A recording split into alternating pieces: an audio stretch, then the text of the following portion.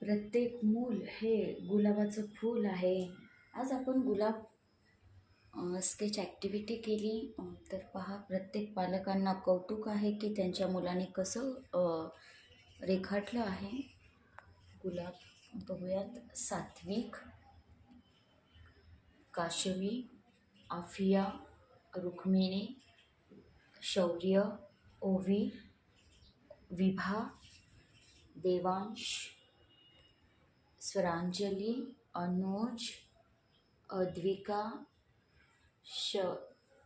श्राव्या, मध्यमा, इशिका, अद्विका, सर्वज्ञ, जिजा, सानिध्य, अन्वी. तर पहा, इतकं सुंदर वाटतं हे.